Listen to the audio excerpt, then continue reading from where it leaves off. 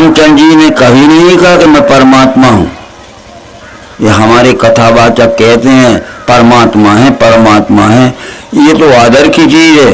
तुम्हारी गलती से तो मुझे परमात्मा कहने लगो, मैं नहीं हूं परमात्मा। तब इसके प्रमाण हमें रामायण में मिलते हैं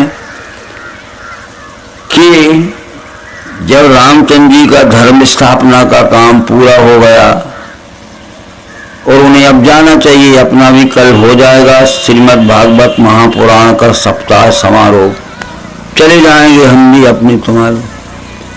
तो फिर इसके पहले रामचंद्र जी ने अपनी प्रजा को, ब्राह्मणों को और गुरुओं को बुलाया। एक बार रघुनाथ बुलाए, गुरुजन प्रवासी सब आए, सबको कहा ध्यान से सुनो, सुनो सकल पुरजन मम वाणी, कहो न कछ ममता उड़न। हे नगर निवासियों, हे ब्राह्मणों और गुरु, जो कुछ मैं कहता हूं ध्यान से सुनना, किसी स्वार्थ के वश नहीं कह रहा हूं कि मेरा स्वार्थ है। सोई सेवक प्रियतम मम सोई, मम अनुशासन माने जोई। वही मेरा सेवक है, दुनिया में सबसे ज्यादा प्रिय भक्त है, जो मेरे ज्ञान को मानेगा। लो, और मेरा ज्ञान जिसने नहीं माना, ना वो मेरा सेवक है ना मेरा भक्त है। सोई सेवक प्रियतम मम सोई, मम अनुशासन माने जोई। वही मेरा सेवक है और दुनिया में सबसे प्यारा भक्त है, जो मेरे ज्ञान को मानेगा। अरे ज्ञान क्या दिया था, आगे पढ़ो तो राम ज्ञान दे रहे हैं कि आकर 4,84,000 जौनी भ्रमय जीव अविनाशी, फिर सदा माया कर प्रेरा, काल करम गुण सौ वगैरह। ये जीव आत्मा कहाँ से चला है और कहाँ आया है हमें मालूम है, हम कहाँ से चले। अभी तो कहोगे कोई बमोरी से आया है, कहीं गुरजी से आया है, ये चलना नहीं है। आकर 4,84,000, 4 खाने की 84 लाख योनि से चल के बड़ी मुश्किल से ये आदमी के शरीर में आए। आकर 4,84,000 जौनी भूमि है जीव विनाशी, फिर सदा माया कर प्रेरा, काल कर्म गुण स्वभाव गिरा।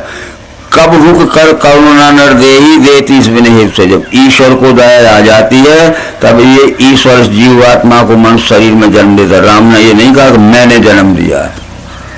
आकर 4,84,000 जौनी भ्रमय है जीव विनाशी, फिर सदा माया कर प्रेरा, 1000 जन्म लुटता कुटता मरता उठता भोगता। तो कब मुख कर करुणा न देही देत ईश बिनते ने।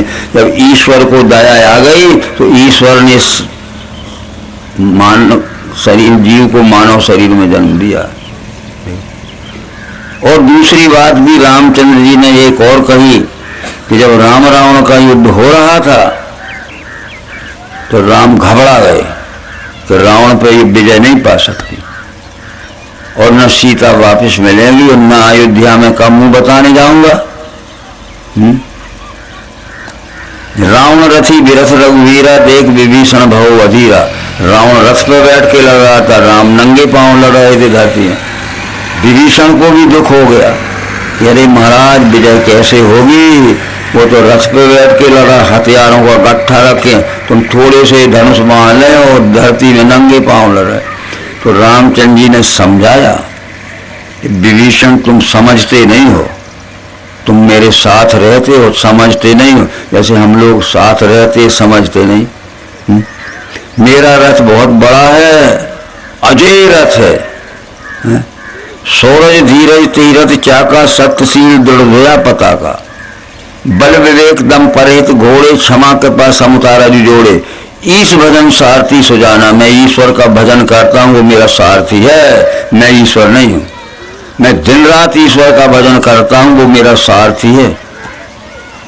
बताओ, पढ़ो राम। अब अकल नहीं है तो ईश्वर को कैसे पहचानो, अकल नहीं है तो कृष्ण समझाना चाहे राम समझावे, समझ में आएगा नहीं। इसलिए वेदों में लिखा है, रामायण में, इसमें भागवत महापुराण में लिखा है कि गुण 3 होते हैं। सत्य गुण निर्मल गुण होता है, बुद्धि प्रधान होता है? सत्य गुण जानता है, जो उसको बताया वो जान लेता है। रजोगुण मानता है, जानता नहीं है कि हाँ सब में ईश्वर है। और तमोगुण जो है वो न जानता है न मानता है, उसके सामने सिर मत पटकना। समझ गए भैया? सत्य गुण जानता है, और जानता है तो जान पहचान करा देता है, जो जाने ते ही दे जनाई जानत तुम्हें तुम्हें हो जाए। और रजोगुण मानता है कि है सब में परमात्मा, पर सबके अंतर के वस्तु है, इसमें कैसे पर अरे है, वो तो किताब में तो लिखा है, हमारे गुरु जी तो कह रहे थे सब में। और तमोगुण जो होगा ना जानता है ना मानता है, उसके लिए वो कहते कृष्ण जी कि उसके साथ में ज्यादा सिर मत पर। एक दृष्टांत हम देते हैं आपको, फिर आगे चलेंगे।